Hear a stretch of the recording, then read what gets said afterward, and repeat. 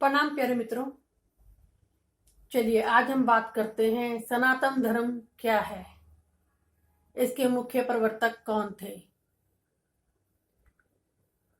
जो मार्ग हमें ध्यान की ओर ले जाए, परमात्मा की ओर ले जाए, वही सनातन धर्म है। सनातन धर्म के मुख्य प्रवर्तक भगवान शिव रहे हैं। भगवान शिव ने ध्यान की 102 विधियों का निर्माण किया और इन 102 ध्यान विधियों से मां पार्वती को परिचित कराया।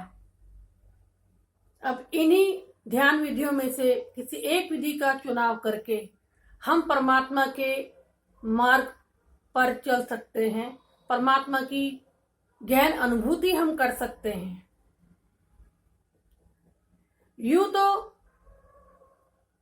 हमारी भारतीय संस्कृति में बहुत से संत हुए हैं, बहुत से ऋषि मुनि हुए हैं जिन्होंने सनातन धर्म के सहयोग में बहुत अच्छे कार्य किए हैं, परंतु कुछ चुनिंदा फूल इस जगत में हैं जिन्होंने बहुत गहनता से बहुत प्रेरणादायक कार्य सनातन धर्म के मार्ग पर किए हैं, जिनमें प्रमुख हमारे भगवान शिव, भगवान राम, भगवान कृष्ण, भगवान बुद्ध और भगवान ओशो रहे हैं, जिन्होंने ध्यान के परमात्मा के कार्यों को सनातन धर्म का बहुत अच्छा रूप दिया है।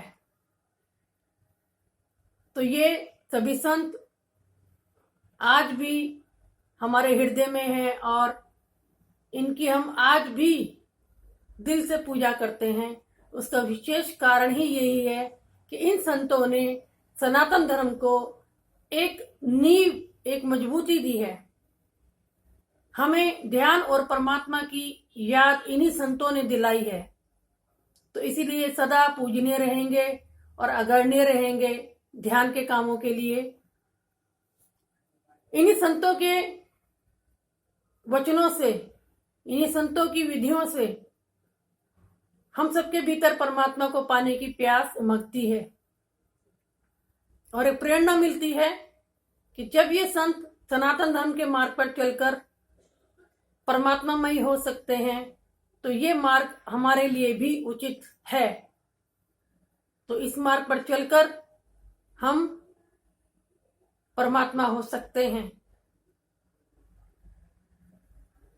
तो सनातन धर्म की इतनी बड़ी विशेषता है, ये ध्यान की, परमात्मा की इतनी बड़ी विशेषता है